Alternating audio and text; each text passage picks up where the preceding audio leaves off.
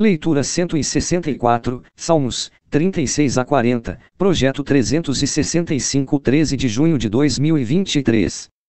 Salmos 36. Como os ímpios não temem ao Senhor, nada os impede de pecar. Eles se precipitam em situações como se nada lhes fosse acontecer. Mas Deus é justo e está apenas adiando o juízo.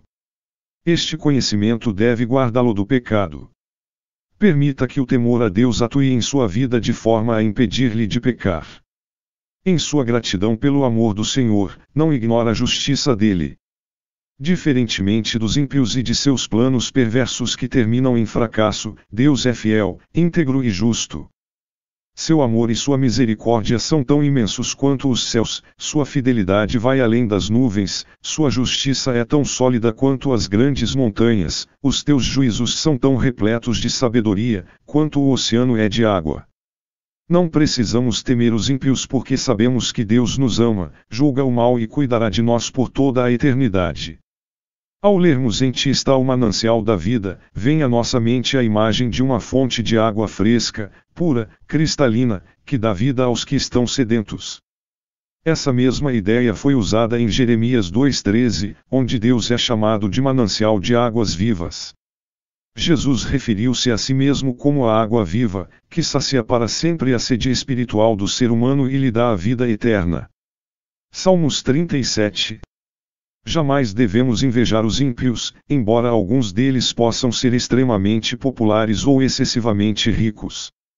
Não importa quanto tenham, definharão como a relva e murcharão como a erva verde. Aqueles que seguem a Deus não vivem como os ímpios, por isso, herdarão tesouros no céu. O que um incrédulo adquire na terra pode durar toda a vida dele aqui, mas o que você alcança seguindo a Deus durará para sempre. Davi nos convidou a deleitarmos-nos no Senhor e a entregarmos tudo o que somos, temos e fazemos a Ele. Mas como pode ser isto? Deleitar-se em alguém significa experimentar grande prazer e alegria em sua presença. Isto só acontece quando conhecemos bem tal pessoa. Deste modo, para deleitarmos-nos no Senhor, devemos conhecê-lo melhor. O conhecimento de seu grande amor por nós fará com que de fato deleitamo-nos nele. Entregar-se ao Senhor significa submeter tudo, nossa vida, nossa família, nosso trabalho, nossos bens e talentos, ao seu controle e à sua direção. Entregarmos-nos a Deus significa confiar nele, acreditando que o Senhor pode cuidar de nós melhor do que nós mesmos. Devemos estar dispostos a esperar pacientemente em Deus para que Ele decida o que é bom para nós. A ira, o furor e a inveja são emoções completamente destrutivas. Elas revelam nossa falta de fé de que Deus nos ama e está no controle de tudo. Não devemos preocupar-nos, e sim confiar em Deus, entregando-nos a Ele para que nos guarde e use. Se você der excessiva atenção a seus problemas, poderá tornar-se ansioso e irritadiço. Mas se concentrar sua atenção em Deus e em sua bondade, encontrará a paz. Ser manso e humilde dificilmente parece ser o comportamento apropriado para se lidar com os inimigos, mas as guerras do Senhor são combatidas com a fé, a mansidão, a humildade e a esperança em seus livramentos. Jesus prometeu uma recompensa para aqueles que agem humildemente. Podemos dizer muito sobre o caráter de uma pessoa pelo modo como ela usa o dinheiro. O ímpio rouba sob a desculpa de obter um empréstimo. O justo dá generosamente ao necessitado. O ímpio visa apenas o seu lucro, enquanto o justo se preocupa com o bem-estar das outras pessoas. Deus se deleita em quem o segue, confia nele e procura fazer a sua vontade. O Senhor observa e assegura cada passo de seus fiéis servos. Se você deseja que Deus dirija os seus passos, procure o conselho dele antes de começar a caminhar. Na época de Davi, bem como hoje, havia crianças passando fome, então o que ele quis dizer quando afirmou que os filhos dos justos não passariam fome? Certamente porque sabia que os crentes deviam ajudar os necessitados. Na época de Davi, Israel obedecia às leis do Senhor, que asseguravam que o pobre deveria ser tratado com justiça e misericórdia. Quando a nação era obediente, havia alimento suficiente para todos. Quando se esquecia de Deus, os ricos cuidavam somente de seus interesses, e os pobres sofriam muito. Quando vemos um irmão em Cristo sofrendo, normalmente respondemos de 3 modos. 1. Como os amigos de Jó, podemos dizer que a pessoa acarretou a situação. 2. Que se trata de uma prova para desenvolver a paciência e confiança da pessoa em Deus. 3. Ou podemos ajudá-la. Davi aprovaria apenas a última opção. Embora hoje muitos governos tenham programas para ajudar os necessitados, isto não é desculpa para ignorarmos o pobre e o carente que estejam próximos a nós. É difícil esperar pacientemente pela ação de Deus quando desejamos uma mudança imediata. Mas Ele promete que se nos submetermos a seus planos e a seu cronograma, Ele nos honrará. Pedro disse: humilhai-vos, pois, debaixo da potente mão de Deus, para que, a seu tempo, vos exalte. Seja paciente, faça continuamente a obra que Deus designou e permita que Ele escolha o momento propício para mudar as circunstâncias da sua vida. Salmos 38. Como um filho clama a seu pai, Davi clamou a Deus. O rei não disse para Deus não o repreender, disse: não me repreendas na tua ira. Ele reconheceu que merecia ser corrigido, mas pediu que Deus temperasse sua disciplina com misericórdia. Assim como as crianças, somos livres para pedir misericórdia, mas não devemos negar que merecemos repreensão. Este salmo é classificado como penitencial porque Davi expressou tristeza em virtude de seu pecado. Declarou que seu delito o levou a problemas de saúde e o separou de Deus e de outras pessoas, causando extrema solidão. Mas Davi confessou seu pecado e arrependeu-se. Davi viu sua angústia como resultado do juízo de Deus. Embora o Senhor nem sempre envie uma enfermidade física para castigar-nos por nossos pecados, em certas circunstâncias, Ele o faz. Nosso pecado pode gerar problemas físicos e emocionais que podem causar grande sofrimento. Às vezes, Deus precisa castigar seus filhos, a fim de trazê-los de volta a si. Quando nos arrependemos dos nossos erros, o Senhor nos perdoa.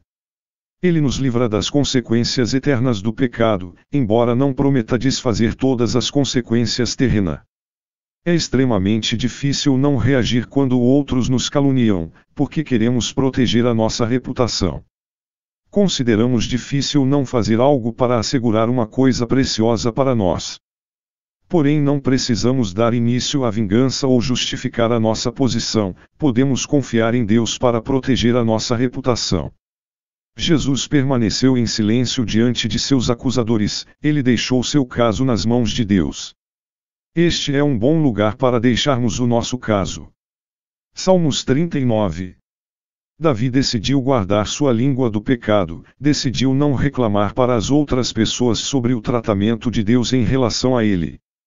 Davi certamente tinha razões para lamentar-se. Ele era o rei ungido de Israel, mas teve de esperar muitos anos antes de assumir o trono. Depois, um de seus filhos tentou matá-lo e assumir o trono. Mas quando Davi não podia mais suportar, ele levou suas reclamações diretamente a Deus. Todos nós temos queixas sobre o nosso trabalho, dinheiro ou situação, mas falar com os outros pode fazê-los pensar que Deus não pode cuidar de nós. Também pode parecer que estamos culpando o Senhor por nossas dificuldades. Por isso, devemos levar as nossas queixas diretamente a Deus, como Davi fez. A vida é curta, não importa quanto tempo venhamos a viver. Se existe algo importante que queremos fazer, não devemos adiar para um outro dia. Pergunte a si mesmo: se eu tivesse apenas 6 meses de vida, o que faria? Diria a uma pessoa que você a ama. Trabalharia em uma área complicada de sua vida. Falaria a alguém a respeito de Jesus.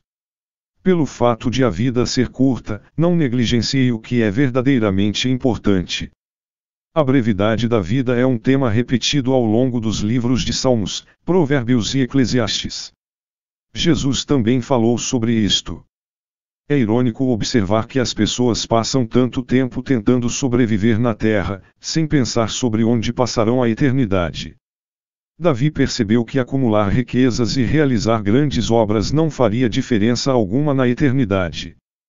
Poucas pessoas entendem que sua única esperança está no Senhor. O que Davi quis dizer quando pediu que Deus parasse de castigá-lo com o golpe da sua mão? Talvez as dificuldades que ele enfrentava o tenham levado a sentir que estava sendo golpeado, pois da mesma maneira que um pai amoroso disciplina pessoalmente seus filhos, Deus nos corrige. Salmos 40. Esperar pela ajuda de Deus não é fácil, mas Davi recebeu 4 benefícios por esperar Deus. 1. Libertou-o de seu desespero. 2. Estabeleceu-o em bases sólidas. 3. Guardou-o em sua caminhada, e 4. Colocou um novo cântico de louvor em sua boca. Muitas vezes as bênçãos não podem ser recebidas a menos que passemos pela prova da espera. Naquela época, as cerimônias religiosas envolviam o sacrifício de animais no tabernáculo. Davi disse que elas não tinham sentido a menos que fossem feitas pelas razões certas. Hoje, frequentemente, vamos à igreja, participamos do culto, da Santa Ceia. Mas essas atividades serão vazias se nossas motivações forem egoístas. Deus não quer sacrifícios e ofertas sem uma atitude de devoção a Ele. O profeta Samuel disse a Saul: o obedecer é melhor do que sacrificar. Tenha a certeza de que você dá a Deus o que Ele requer, a obediência e o serviço voluntário. Deleito-me em fazer a tua vontade, ó Deus meu. Jesus manifestou o mesmo sentimento pela obediência e pelo serviço a Deus. Ele veio como os profetas previram, proclamou as boas novas de justiça e perdão de Deus aos pecadores. Davi disse que falaria da fidelidade e da salvação de Deus para aqueles que estavam à sua volta. Quando percebemos o impacto da justiça dele em nossa vida, não podemos manter segredo. Queremos contar a todos o que Deus fez por nós. Se a fidelidade do Senhor mudou a sua vida, não seja tímido. É natural compartilhar um bom negócio com os outros ou recomendar um médico experiente, também deve ser natural compartilhar o que Deus fez por nós. Quando pensamos sobre a fidelidade, um amigo ou nosso cônjuge podem vir à nossa mente. Os amigos fiéis nos aceitam e amam até quando não merecemos. As pessoas leais mantêm suas promessas, sejam de apoio, de ajuda ou os votos do casamento. A fidelidade do Senhor se manifesta de forma semelhante à fidelidade humana, porém a divina é perfeita e constante. O amor de Deus é absoluto, e suas promessas são irrevogáveis. Ele nos ama apesar de nossa constante tendência ao pecado, e mantém todas as promessas que nos fez, mesmo quando quebramos as que lhe fizemos.